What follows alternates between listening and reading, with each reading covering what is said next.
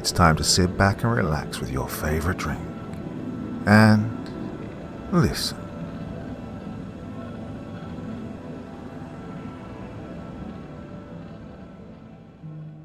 Good evening, my fearless travelers, and welcome back to the riverbank of the uncanny, where currents run deeper than water and the darkness beneath the surface knows your name. Tonight we drift into a tale shaped by memory, myth, and the things that tug at us from below when we least expect it. So settle in, listen to the rush of unseen depths, and hold tight to whatever keeps you grounded. Because this evening we follow three friends who discover that a quiet summer float can stir awake the shadows we spend our whole lives trying to forget. What waits for them in the water is older than folklore, closer than fear, and far from finished. Are you ready? Then let's wade in together. The River Serpent by Tristan Mason. My best friends Darius and Jordan learned about my fear of swimming during an impromptu tubing trip on the Farmington River. The summer after I turned 26, Darius and Jordan took me to Foxborough Park, a park that ran alongside the river. Now, Foxborough Park had recently undergone improvements as part of the town's beautification project. My parents once described the park as being overrun by druggies and dropouts. After the project was completed, the town's lily-white, upper-middle-class community became a mainstay of the park. And we preferred the park the old way, even with its reputation, because it's our high school hangout and our getaway during difficult times. Ah, the wonders of gentrification, Jordan said, gesturing to the Black Bear Cafe, a cute log cabin-style restaurant nestled on the bank of the river. Sure, it looks quaint, with all the people sitting at those dining wood carved tables, but a single appetizer will clean out your wallet. Oh, shut up, Darius replied, checking his phone. We've got time and I'm hungry. What do you think, Zach? Well, you'd agree with me if your dad wasn't the mayor.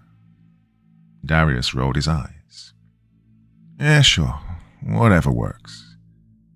I wasn't watching the cafe at all, but a group of teenagers in orange inner tubes circling down the lazy current. Though the water flowed slowly enough for them to text, I felt a tinge of nausea through a burst of acid reflux. Hey, how long is the ride, guys? The current's slow, so probably a couple of hours, Darius said, scanning my eyes. Hey, you okay, man? Well, it's not like you can't swim, Jordan quipped. Wait a minute, I don't think we ever swam together before. Look, I can swim. I shook my head, attention still fixed on the water. I just haven't done it in a long time. Darius patted my back. You probably won't need to. The water's really shallow most of the time. Well, Jordan chuckled. I don't know. I think my CPR certification expired. Well, Darius elbowed Jordan, who jumped back and yelped. You guys are so uptight. Nah, your jokes are just old, bro. Exactly, we don't have to go if you don't want to. Well, it's not that. It's been a long time since I've done this. Well, tubing or swimming? Both. You have nothing to worry about, Darius said, smiling. It'll come back to you.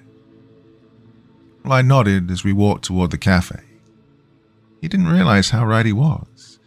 As Jordan droned on about gentrification and snooty Hyde residents, the memories came back to me. Memories of being 9 and drowning in the river. Memories of my late brother swimming frantically my way as I screamed and slipped beneath the surface. Sitting outside, ordering food and engaging in conversation felt all too much like clockwork. Over the years, I'd learned to tune my body into conversations while my mind tuned out. My brother's life felt like a blur most of the time, but the time he saved my life played so vividly in my mind on repeat. I locked this memory away for years, but now I remembered everything, including a feeling I'd never acknowledged before of being pulled under, my body thrashing against the waves. I couldn't remember what pulled me, just that it weighed me down like an anchor, salt water filling my eyes and lungs. Well, if he just wants to watch us, let him, Jordan sneered. He'll be bored, but he'll be safe. you've made your point, asshole. Look, I'm going. With that, the three of us walked to the base of the river, where men in olive green park uniforms were handing out tubes and life preservers. We must have arrived during downtime, because only a bearded man in a Hawaiian bathing suit stood before us. We stripped down to our swim trunks and stored our clothes and items in our backpacks within a nearby bin. Then we dragged our tubes down by a guide with tinted glasses and laid them flat where the tide met the sand. All right, gentlemen. For your safety, keep your life preservers on at all times. If you happen to fall off of the tube, the water should be shallow enough to get back on, but be mindful of other tubers around you. Based on the river level, this ride will take you about 2 hours today. There's no eating or drinking inside the tube, as it's important to keep our water clean. Be considerate of kayakers, other tubers, and anglers around you. Lastly, leave all wildlife alone. Use the rule of thumb. If you can cover the entire animal with your thumb, you're at a safe distance, which is anywhere from 25 to 100 yards. Follow these simple rules, and you'll have a good time. We clear? We nodded as the gentleman pushed the three of our tubes into the river. Jordan and Darius cheered while I feigned a smile. We were about 100 yards away from the base. Jordan pulled a can of IPA from his trunks pocket, causing Darius to burst out laughing. You always have to be the edgy one, I remarked, giving Jordan the side eye. Jordan splashed water toward my tube, but narrowly missed as it spun toward a bend. Live a little, Zach. For once in your milquetoast life, do something spontaneous. Like your YouTube channel, Darius groaned. He's not going to hunt magical ghosts and cryptids for views. I laughed, slapping my arm into the water, cutting a nice wave Jordan's way. Better that than being a knife salesman, Jordan jeered. Let's not kid ourselves, Zach. As the three of our tubes circled another bend past a group of young girls, I looked to the orange-tinted sky and smiled. It's good to be with Darius and Jordan, even if we were crudely roasting each other. For the past few years, the monotony of work and home kept us from enjoying each other's company too often. Darius worked for a tech company in Japan and only visited the States a couple of times a year. Jordan, on the other hand, was my roommate who resented the fact that I worked too often to hang out and make YouTube videos with him. Like the day's tide, we were slowly drifting apart, but for the time being, just within an arm or phone call's distance of each other. I wondered how long that would last. For the next hour, we joked and reminisced about better times as we drifted further down the river. A couple of groups of tubers had pulled their rafts ashore to have lunch or join the fishermen. The park felt very much alive that day. The man in the Hawaiian bathing suit drifted nearer toward us as Jordan boasted about his next project. So next week, Matt Drake and I are going to go to Green Lady Cemetery. He has new EVP gear so we can try to communicate. Well, you guys are more than welcome to come along. Thanks, but I'll pass, Darius scoffed. You tell Zach to get a real job, but look at you, dude. As we continued to travel down the river, the old man's tube drifted closer to ours. He was listening to our conversation, not caring if we caught on. When Jordan told his story about getting chased by the ghost of Samson Rock, the man laughed heartily, causing his white Santa Claus beard to bounce off his huge belly. You boys sure enjoy some tall tales, he said as his tube pulled up next to ours. The three of us stared at him blankly as he introduced himself with a slight Scottish brogue as Matty MacDonald. Well, sir, Darius said, visibly indifferent. That only makes Jordan. Actually, I chimed in, to the surprise of Jordan and Darius. I enjoy the stories. I just don't believe in most of them. Maddie flashed me a chip-toothed smile, laughing heartily once more. Well, then maybe the two of you would enjoy the tale of the river serpent. Have you heard it before, boys? We shrugged.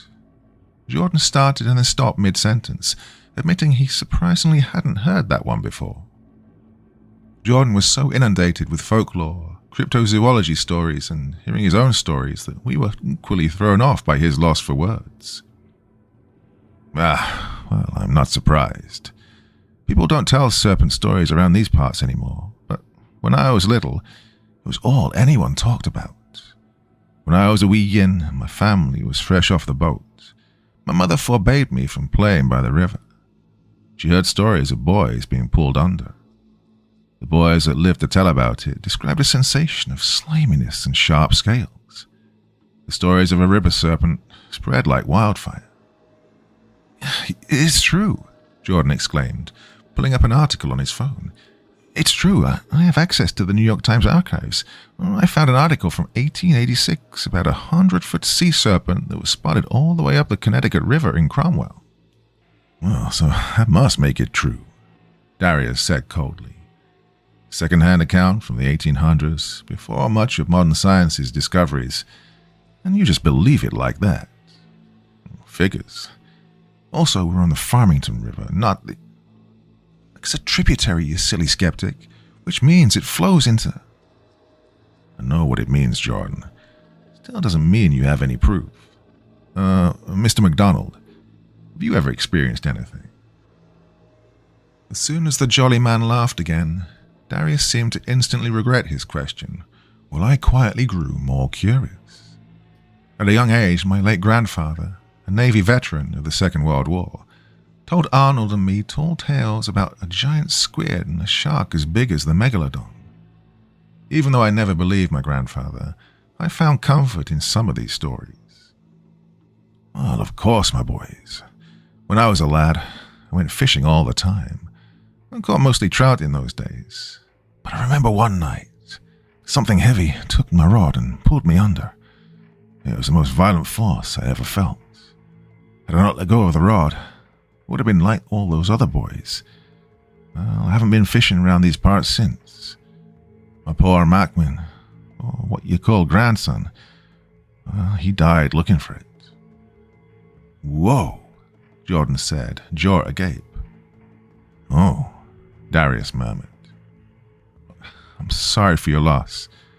Thanks for telling us your story," I said as Matty's tube started to drift further from ours again. "Hey guys, why are our tubes going slower than his?" "Oh, shit," Darius said, looking over the side. "There are a few small holes in the seams of each of our tubes. We better bring these to the shore." Darius hopped out of the tube, noticed that the water was shallow enough that he could walk. He motioned for all of us to step out of our tubes. We all hopped out, the rocks digging at our toes, seaweed between the crevices. As a strand of seaweed wrapped around my leg, I squirmed, thinking back to the slimy feeling I felt that day when I almost drowned. Until that moment, I hadn't thought about that particular feeling, because the memory of drowning was so overwhelming. The slimy feeling triggered another memory, the fear of looking down. And it wasn't only when something pulled me under, but every time I entered the water thereafter. I never ventured further than a few feet into a pool, river or ocean, fearing what I couldn't see. After we pulled the tubes ashore, Jordan stepped aside to start yelling obscenities into the phone, most likely at his girlfriend, whom he was fighting with for the umpteenth time. Darius motioned for me to come over and commented that I looked totally zoned out.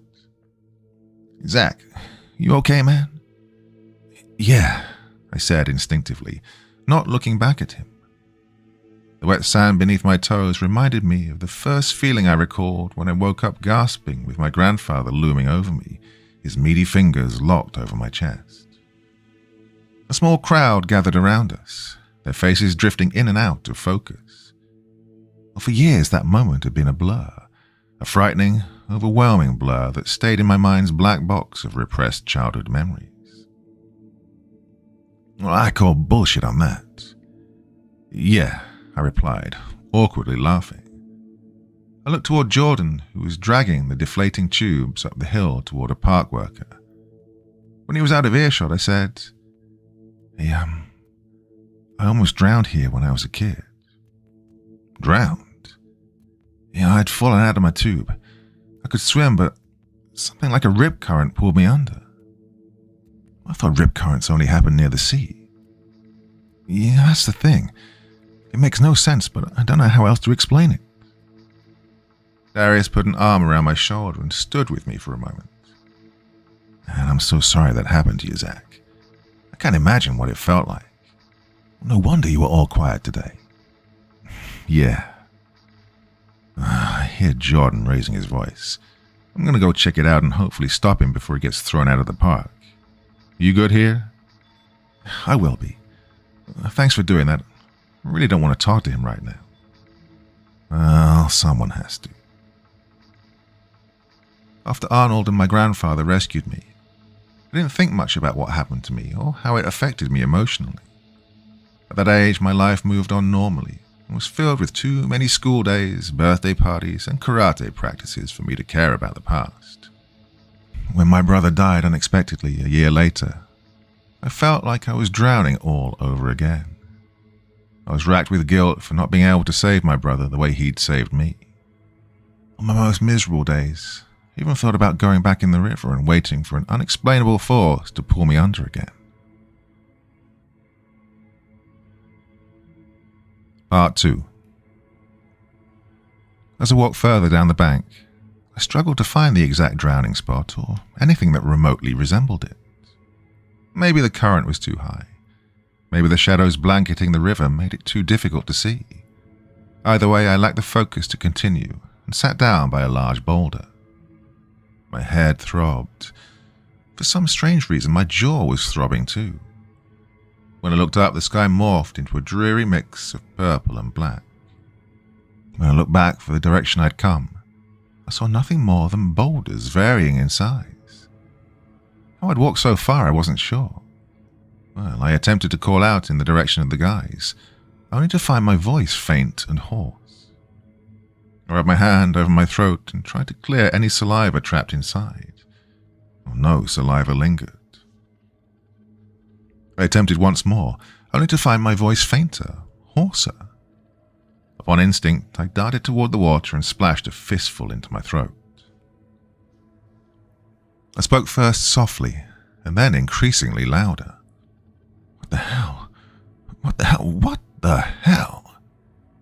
My voice, audible again, carried down the river and disappeared into the wind. A few moments later, a hollow, familiar voice answered back. Zach, over here. I figured the voice belonged to Darius or Jordan, but it was higher pitched. It sounded like another voice I'd heard before, but I couldn't figure out who it belonged to. Zach, hurry up, the voice called again, this time even more hollow. It seemed closer than before. My mind was racing, trying to figure out who else would have called my name with such vigor. After high school, most of the people in my friendship circle moved to other towns or other states. After college, my last known acquaintances did as well, except for Darius, Jordan, and Miguel. Of course. It must have been Miguel. He didn't live in Hyde anymore. He had an apartment in New Haven with his girlfriend, but sometimes visited his grandparents' house on weekends. Miguel? I called back. Miguel, is that you? There was no response, only the echo of my voice bouncing down the waters and into the wind. Reluctantly, I hurried down the bank and called Miguel's name again. It must be him, I thought. No other person knew my name well enough to shout it with that intensity. Suddenly I remembered that Miguel never called me by my first name. He was the only one to call me Z since high school, an inside joke that didn't catch on with the rest of my friend group. A few minutes later, I felt the water start to regurgitate. It didn't feel like water, though. It was sour and putrid, causing me to convulse onto some nearby rocks, followed by very heavy breathing. So much for my lunch of sliders and iced coffee. The sour, putrid taste lingered intensely on my tongue, the stench permeating my nostrils. Oh, no, I whispered just as I stood up and regained my composure. I felt my body shiver, from the loss of liquid I figured, and then a sudden stream of vomit shot out of my mouth like a waterfall. I stared fearfully as I lost control of my body. The liquid wasn't green or clear, but black and slimy. I gasped as something scaly stabbed its way up my throat and into the black stream. When the stream finished, I felt like collapsing. Instead, I stared with pure terror at the black lagoon my body had produced. I must have lost blood. I must have been internally bleeding. I needed an ambulance. With my hands violently shaking, I thrust my cell phone from my tattered pockets, practically dropping it into the lagoon. I began to dial 911 as my phone drained to black. Oh, fuck. Oh, no. A jagged, black scale lay in the middle of the slime, floating upward like a submerged shark fin. I looked around frantically to find any person nearby. In a matter of seconds, I heard the voice once more. "Zach, you okay, brother?" The voice carried from the water, mere yards from where I stood. "Miguel?"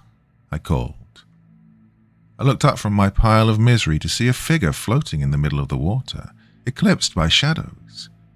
"Miguel, can you help?" "I can't believe you wouldn't recognize your own brother." "What the hell? Who are you?" I glanced more closely at the figure and noticed the long, curly hair draping over its shoulders. I jumped into the water and started swimming toward the figure, which just floated and swayed with the waves. No matter how close I came to the figure, I couldn't quite discern its features.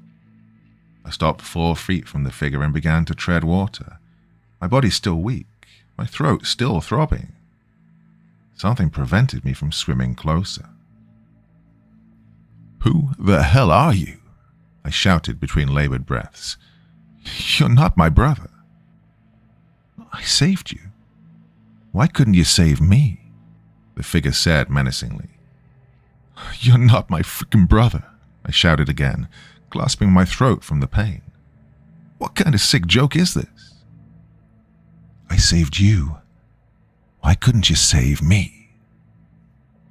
Although I was terrified, I wanted to punch it. I lunged from the water, fists ablaze, and dove toward it. "I saved you. Why couldn't you save me?" I was airborne for mere seconds before I felt something rubbery like a long, scaly fire hose immersed in mire lasso my leg so tightly that it cut off circulation to my ankles, dragging me under. I was too frightened to look down. I desperately held my breath as the same black slime I convulsed permeated the waters above me and below me. My senses were fading, but I could still clearly hear the figure shouting above the surface. "I saved you. Why couldn't you save me?" I screamed and jerked my body in every direction until I managed to escape that rubbery force. I could taste the slime, the putrid, sour slime, but I was free. I closed my eyes and pushed myself to the surface, expecting to see the figure still lingering there. When I opened my eyes and gasped for breath, there were several people on the banks, including my friends, who were madly waving at me. "Watch out!" a group of tubers yelled toward me as their orange inner tubes spun by. "You shouldn't be out there," a man in a single tube shouted, almost knocking me over. "Zach, what the hell are you doing out there?" Darius shouted. "You're crazy, man," Jordan clamored, laughing hysterically. "Get your ass back here." I froze as several more groups of tubers spun past me, shouting, swearing, and scolding at me. When I could manage to move my head, I scanned my surroundings for the figure, but it had vanished alongside my puddle of black waste back on the shore. "Yeah, you need help?" Darius shouted as another tuber spun by, giving me the bird. No, just a little winded. When the coast was clear, I swam to shore. Darius and Jordan grabbed me by the arms and pulled me up. "Oh, you don't look good, dude." "I don't understand. I threw up right here. There was blood everywhere." "You threw up blood?" They stammered in unison. "Where's the blood, Zach?" Jordan spouted. "I don't see any blood. You sure you didn't hit your head out there?" No, there was blood. I don't understand. Well, let's get you to the medical station, Darius stated firmly. Actually, I think I'm good. Okay. Yeah, I lied. My arms got pretty marked up and you know me. I freak out at the sight of blood. I think I threw up water and got confused. Sorry, guys. Okay, so why were you in the water? Darius asked, arms folded, biting his lip. I thought you were too uncomfortable to swim. I wanted to wash off the blood and then I had the urge to swim to take my mind off things. Well, I thought you didn't want to swim, Jordan postured, scratching his head. None of this makes sense. Well, I hated lying to them. I was bad at lying and my friends could always tell. And this time proved no exception. I knew, however, that Darius would take the overly cautious approach. Jordan wouldn't gush over my story and exploit my state of mind as an excuse for some supernatural expedition for his YouTube channel. Before I dug a deeper deception hole, a yelling woman redirected our attention. At first glance, it seemed like nothing more than a mom scolding her 10-year-old son. But the question, "What are those marks?" sparked our curiosity. We cautiously walked down the bank in their direction. We tried to be discreet, but our quizzical looks, hushed questions like, "What did she just say?" and Jordan's snickering made our intentions and presence obvious. We'd fallen into the mode of the small-town gossipers that we swore we'd never become when we left for college. And our curiosity quickly turned to concern upon seeing the jagged slash marks on the boy's arm. The woman shook the boy and kept repeating questions such as, "What happened, Kalen?" and "Are you okay?" He did not respond. Kalen kicked a cloud of dirt underneath him and stared blankly into his mother's eyes. His blue eyes were unblinking and vapid. No matter how hard she shook his shoulder or how loudly she yelled, he remained unfazed. "I'm sorry to intrude, but is everything okay?" Darius asked. The woman adjusted her shirt, wiped her face and nodded. "Can I get help?" "No," she said, sniffling. "Kalen's on the spectrum. Sometimes when stuff like this happens, he just shuts down. I'm sorry. I must have sounded like a crazy person." "Nah, you're good," Jordan said, kneeling down toward the boy. "Hey, buddy.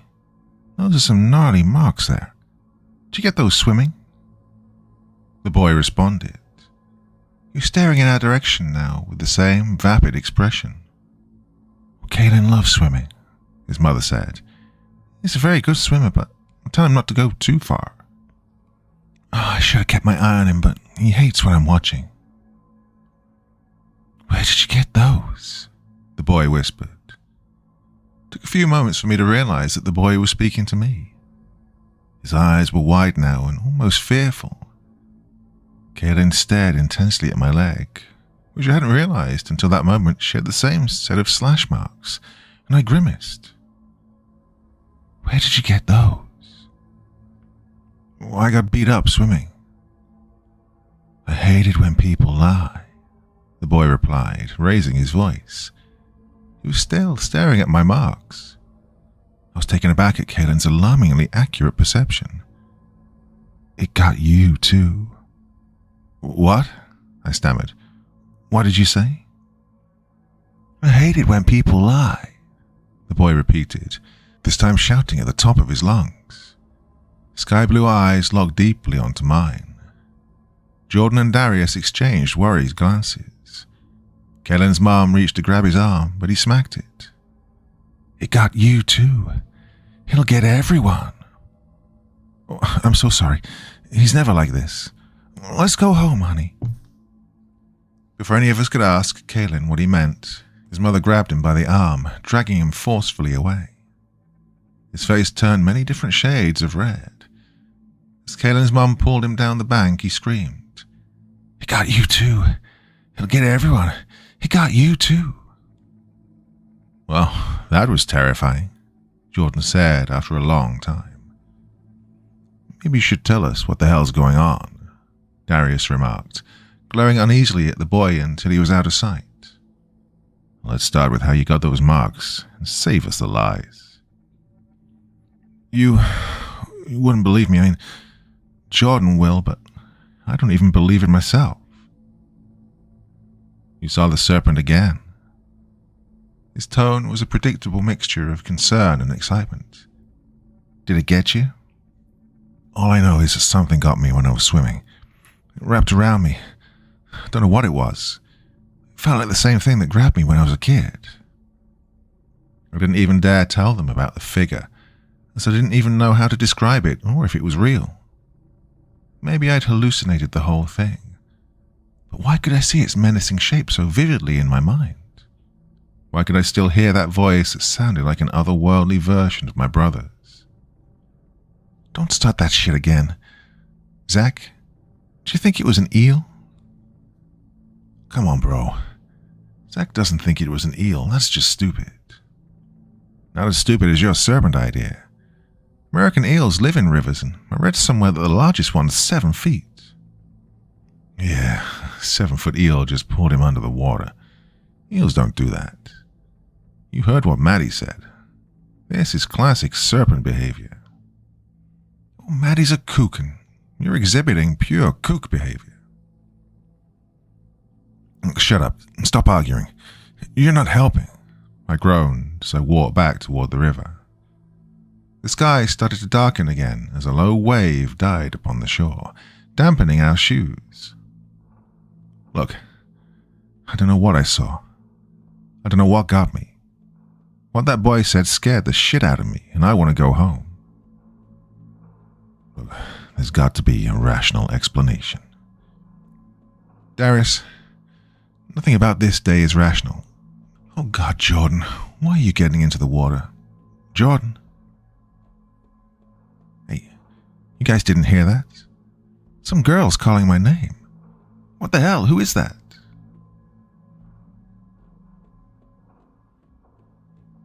Part 3. By the time Darius and I reacted, Jordan was stood waist deep in the water. A moderately sized wave smacked his forehead, rapidly washing over him. Jordan jumped up, hastily wiping his eyes, and trudged forward.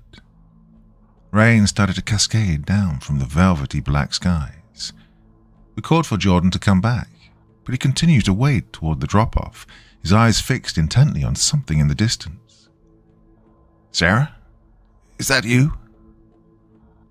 Oh no, I whispered to Darius. He grimaced and exhaled deeply. The very name made our skin crawl. Jordan's friend Sarah had died after a long illness in college.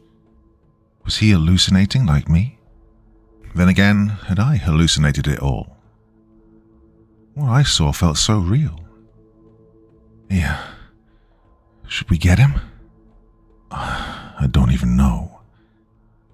As the rain crashed over Jordan, he screamed, his arms visibly trembling. Sarah, come back. Jordan, that's not Sarah, I shouted his way. The sound of the crashing rain and waves distorted my voice. He continued to scream, his entire body shaking now, his skin color draining to an awful pale. Jordan, get away from it. It's not Sarah. Oh, screw it, I'm going in. Before I could dive in, Jordan was already rushing back to the shore. He sprang out of the water and onto the dirt, now rapidly speeding up the grassy knoll towards an opening in the woods. Jordan's trunks were tattered at the seams, with 3 jagged slash marks running horizontally down his right leg. Without even looking at each other, Darius and I raced after him, almost tripping on a lopsided boulder midway up the hill, which caused Jordan to gain additional speed. For a mere moment, I thought I saw a young woman in a hooded sweatshirt. When I blinked again, there was just a tall oak tree. Jordan, stop, Darius hollered, but by the time we reached the opening to the forest, he already had. He stood still for a moment, staring into the narrow path and an entrance sign that read, Red Brushed Trail. Only a few hikers were on the trail now, yet Jordan was staring intensely at their faces, trying to discern any feature that looked like Sarah's. Jordan, what did you see? She was right here. You don't understand. Sarah was in the water. Then she was running and I couldn't catch her." "Jordan," I said softly, "Sarah died many years ago." "You don't understand, Zach." Jordan's words were faint. His entire body was still trembling, trenched in water and goosebumps. "That was Sarah. She was right here. I know she died, but she was right here." Jordan collapsed to his knees and started sobbing uncontrollably. Darius and I knelt down with him and pulled him into our arms.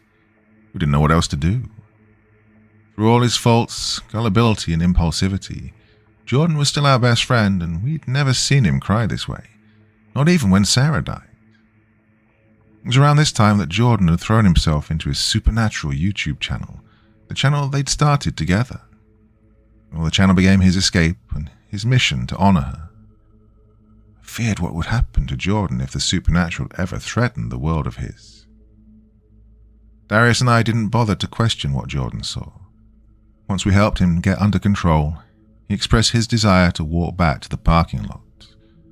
We didn't blame him. Unfortunately, it was getting darker and the red brush trail was the only way we could return to the front of the park, which extended over 2 miles in length. We had no other choice but to head down the path. Jordan's face stayed red and puffy, his eyes looking somewhere far away. We knew of no words or phrases that would ease Jordan's pain. We may have been Jordan's best friends, but Sarah and Jordan connected on a much deeper level, ever since they'd been assigned lab partners in high school biology class. They shared the same undying love for horror, attending horror movies and conventions regularly. Jordan loved her deeply, even more than he did his current girlfriend, but was always too afraid to express that love. "It's getting pretty dark," Jordan said, sniffling slightly. "We should use the flashlights on our phones." "Oh, damn, I left my phone back in the bin. I don't have a waterproof case like you guys," Darius remarked. "I'll try, Jordan. I only have about 30% battery life on my phone. That'll be enough for now." After about 10 minutes of silent walking, Jordan started to apologize, but we reassured him that there was no need to. The flashlights on our phones illuminated a trail of leaf litter that wound through twists and turns, past a repetition of sycamore and birch trees. Despite the trail extending only a couple of miles, the distance seemed longer in the dark. We had to squint to see the red blazes on the trees. When the battery on my phone started to rapidly drain, I shut off the flashlight and pulled up a trail app on my phone, typing in the park and trail name. "What do you do that for?" Jordan inquired uneasily. "We need to save battery. Besides, the All Trails app says we only have a mile to go." "Hey, guys," Darius shouted. We were surprised to find him a few yards ahead of us, with a medium-sized brown lab sitting by his feet. The dog had long floppy ears and a peculiar white speckled pattern across its nose and fur. "Yeah, someone left their dog here. What should we do?" Jordan rushed over to the dog's side and started rapidly petting it. "I don't know, but it's really cute and friendly." "It kind of looks like your old dog, Gus." This comment gave Jordan pause. Darius's eyes were wide and misty. Gus ran away when Darius was a teenager. I immediately regretted saying this, as he couldn't look at brown labs for years following the dog's disappearance. "Oh my God," Darius whispered. He stroked his back profusely. "Gus, it's really you. It's really you, buddy. Gus, oh my God. You even have that scar from your surgery." Wouldn't Gus be, really old?" Jordan said. "Wait, you're right. It can't be," I commented. "I'm sorry, guys, but he looks like a young dog and will be well over 16 and, I stopped my words short as soon as I saw the scar that stretched the length of the dog's back. It was the same scar Gus had after taking a fall on a hike. After surgery, the veterinarian told Darius and his family Gus was lucky to be alive and may not fully recover from his injuries. We all took turns stroking the dog's back now, not realizing that one of us accidentally reached the dog's scar. Gus yelped and scampered off the side of the trail. "Gus!" Our words echoed simultaneously as we took off after him, ducking under branches, stumbling out of the opening to the knoll, prickers stringing to our trunks. Gus darted down the hill and into the river, splashing through the waves that struck the shore. As Darius picked up speed and hustled toward Gus, rain cascaded from the sky once more. We could barely keep up with Darius, the former star of Hyde High School's track team. As hard as we hustled, we were no match for Gus, who sped around the shore's bend and out of sight. Darius doubled over, breathing rapidly. Darius was still about 50 feet in front of us when he rose and started shouting into the waters. "It's not my fault he ran away. It's not my fault." We weren't sure why Darius shouted this phrase. We grew increasingly worried when he started repeating it. When we caught up to him, he was screaming at the top of his lungs. "It's not my fault he ran away. It's not my fault. You can't blame me anymore." I'd never heard Darius scream like this. We grabbed his shoulders and pulled him back, and he still screamed into the waves until his voice was hoarse, and he needed to catch his breath. "I heard my father's voice," he said, whimpering just like Gus did. "I heard his voice from the water. I heard his scornful, awful voice." "It's not real," I said. "It's not real, Darius. Guys, I saw something in the water too. It was a figure that looked just like my brother. It wasn't my brother, though." "What's doing this to us?" Jordan whispered, still holding onto Darius's arm. "It doesn't make any sense." "When I was 16, Darius started. As he spoke, I noticed someone standing on a boulder in the distance, looking out into the ocean. It looked like the old man in Hawaiian trunks, but I couldn't be sure. Other than him, the shore was completely vacant. My dad and I got into a screaming match when I came out to him. Gus got scared and escaped through the front dog door. We chased after him, but could never find him. This only made my dad scream and blame me more. I know this sounds crazy, but I heard those exact same words. "It's not crazy," I said. "Unless we're all crazy." "You're not crazy." We turned to see Matty standing before us, this time wearing a plaid shirt over his trunks, devoid of any jovial expression. "Oh, I'm sorry to intrude, but... do you live at the park or something?" Darius jeered. "No offense, but it's kind of creepy that you're always around us." "I know you're upset, but be nice," I said. "He wasn't the one who made you see those things." You're fine," Matty responded in a solemn tone. "The park is my backyard, and I heard the three of you screaming your lungs out all day. You can't blame me for being curious. You saw something." We nodded in unison. "You saw your innermost fears and regrets."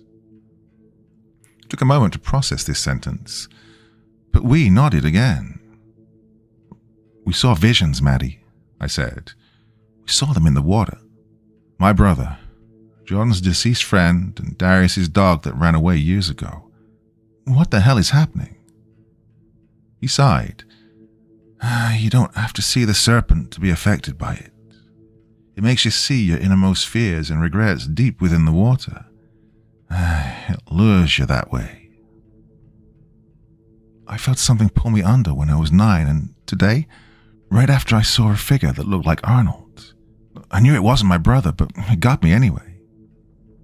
"Wait," Darius said. "This is insane. I know what we think we saw, but it could be our mind playing tricks on us, Power suggestion or something." "Well, you're reaching." Jordan patted his back then. "We know what we saw." "Maybe I am, and maybe we did, but it's a reach to say it's some mystical sea serpent." "How can you be so sure?" "Well, I was shocked by my own words. I wasn't one to fall for paranormal or cryptid stories, but we had no other way to explain what we'd seen. Maybe Maddie was a kook, like Darius claimed, but at least he had an explanation. Maddie rolled down his sleeves and grunted. Well, whatever you decide to believe, be careful out there. It's past this old man's bedtime. Maddie bid us farewell and continued down the shore for another mile to the parking lot. By the time we grabbed our supplies from the bin and reached the front of the park, the skies were pitch black and there were only a few other campers by the shore and cafe. Only a handful of cars, including ours, remained in the lot. As much as we wanted to figure out what we'd seen, we were too tired and confused to carry on. Well, this was weird and terrifying, Jordan said as we approached our cars. I never thought I'd say this, but I never want to hear the word serpent and innermost fears for a long time. Darius laughed nervously. For once, I agree with you. I don't know, I said. None of this makes sense. Well, we can figure it out in the morning, Zach. I was surprised to hear those words come from Jordan's mouth. Or, not, Darius said as he stepped into his Ford Focus. Let's get some sleep, guys, and put this day behind us. Darius and Jordan drove out of the parking lot as fast as they could. I stayed. I couldn't leave after all that had happened to us, not without figuring out what we truly saw. Part 4. After a few more cars left the parking lot, I made my way to the lightless, misty shore. I wasn't sure what I was looking for, but trudged into the mist anyway, hoping that my presence would draw attention. My brother's voice echoed in my head, but I was pretty sure that was my imagination. It was easy to shut that out. But I also heard Sarah's voice saying, "There's something really cool in here." Mayor Johnston's voice followed, screaming, "You're a disappointment like my son." It wasn't clear if the words were coming from my mind or from the waters, but these weren't the words that Darius or Jordan heard. I also heard Gus howl too. These words and sounds consumed my mind so intensely that I barely noticed Kaylin's mum bundled in a large hoodie, her bare feet touching the waves. "Oh, hi there," she said with a slight smile. "I didn't expect to see you here. I don't think I introduced myself. I'm Irene, Kaylin, of course." "He's out there again?"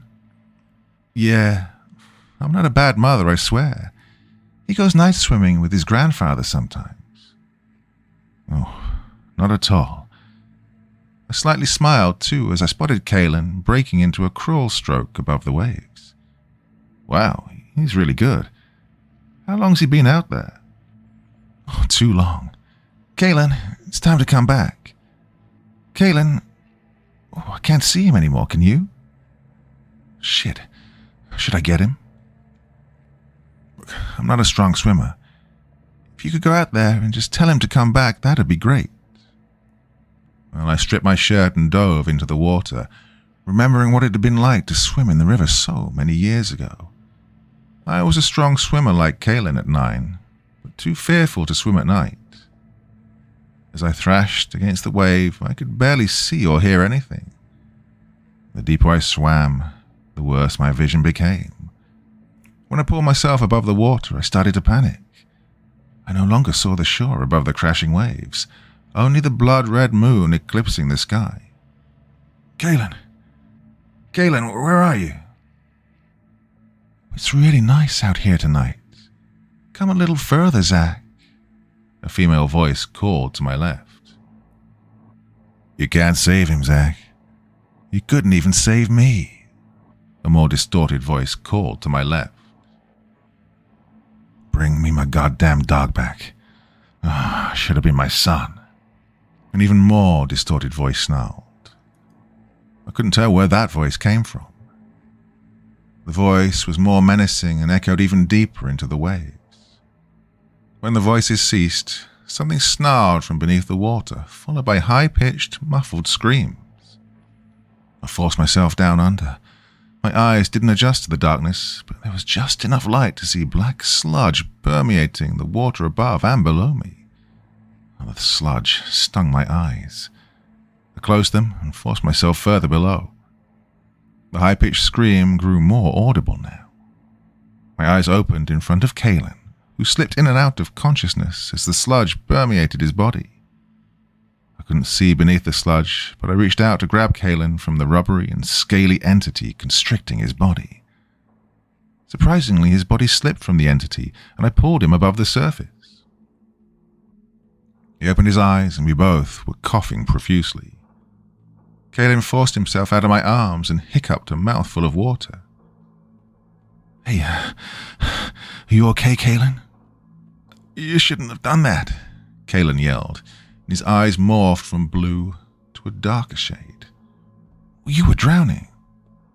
You can try all you want, but it'll always be the same."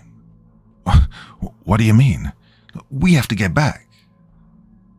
Before I could say anything more, I heard another snarl from beneath the water. The rubbery and scaly entity emerged, taking the form of an enormous, twisting black tail. The tail swept over the waves, colliding with my body, its ivory scales puncturing my chest. My body propelled backward, dangling helplessly as it skirted over the now still rapids. The speed felt like being on an upside-down roller coaster without any straps or supports. I couldn't scream. I couldn't move as my body blew backward over the shore and onto the grassy knoll. Upon my body's impact, I slipped into darkness. When I awoke from my trance-like state, the sun beamed through my eyes. For some reason, I felt stiff without any excruciating pain. My arms and legs moved without peril. I rose to my feet and touched my chest, surprised to see my shirt back on and my cell phone in my pocket. God, had I dreamt the entire night before? At that moment, Darius's power of suggestion and hallucination explanation seemed more logical, even though I couldn't quite make sense of it. If a giant serpent actually attacked me and my body impacted the knoll at roller coaster speed, I would have been killed on impact. I also hadn't slept well the previous night, and probably collapsed upon the knoll, dreaming up my nightmarish encounter with Kalen and the serpent. It was all beginning to make sense, or at least I thought it did. The three of us came to the river with our deeply buried trauma, and after hearing the story of the river serpent, we saw and heard what we wanted to. People hallucinated ghosts and demons for all sorts of strange reasons. I couldn't explain the psychology behind it, but figured this was the most satisfying explanation for the previous day's events. When I checked my phone, I found a number of missing calls from Jordan. With all the chaos from the previous day, I'd almost forgot he was my roommate. I texted the guys that I was okay and that I accidentally fell asleep in the park. As I finished the texts, I looked up to see Matty knee-deep in the morning tide. I rubbed my eyes to make sure I wasn't hallucinating again. "Matty," I shouted with glee. "You're a sight for sore eyes. What are you doing out here?" I expected to hear Matty's gleeful voice, but upon reaching him, he responded with a sense of sorrow. "I came out here hoping to see my poor Macmin or Nikin. The serpent only lets you see what he wants." I didn't realize both of them died. "Matty, I'm so sorry." He sighed. "Kalen drowned looking for the serpent. Irene passed shortly after, probably of a broken heart." My heart was exploding in my chest. My entire body felt nauseous. I excused myself and rushed up the knoll and projectile vomited black sludge onto the grass. Another scale floated upward like a submerged shark fin. After, my body felt empty and lifeless.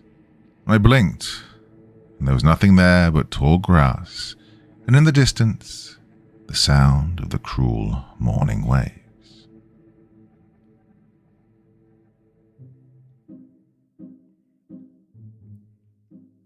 So, my dear friends, a weird and wonderful one there for your weekend's entertainment. So, I am planning on being back tomorrow night.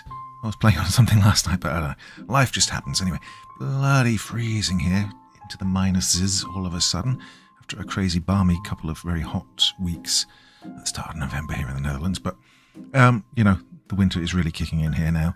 I went for a run this morning. I do the park run here in the Netherlands. It's a worldwide phenomenon. I don't know if you know about it or not. I guess if it's in your country, you probably do, and if not, then you don't. Anyway, yeah, it's something I really enjoy doing on a Saturday morning. Gets you up and active. Do a 9 o'clock run. So yeah, it's a really nice thing to do. Anyway, that was my Saturday. Then I came back and did this story, and I have a couple of things lined up that are really, really epic in the next few days. So hope you're going to keep joining me for those. Anyway, I am kind of waffling again. It's Saturday night, 7 o'clock, as I'm recording this, and I should be having a couple of beers, I think.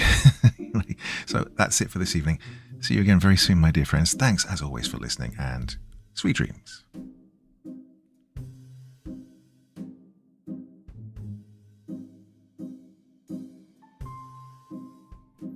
Thank you so much for taking the time to listen to this story today. It really means a lot to me and to the author of the story, of course. Well, if you want to know more about me, I'm pretty much everywhere on social media. You can find me on Facebook, Twitter, Instagram. You can download my music on SoundCloud. I've got a Patreon if you feel like. Throw me $1 or $2. Very much appreciated. And of course, on Reddit, I have a place where you can leave stories if you want me to read one that you've written. Well, hoping to see you all again very soon. Till then, sweet dreams. Bye-bye.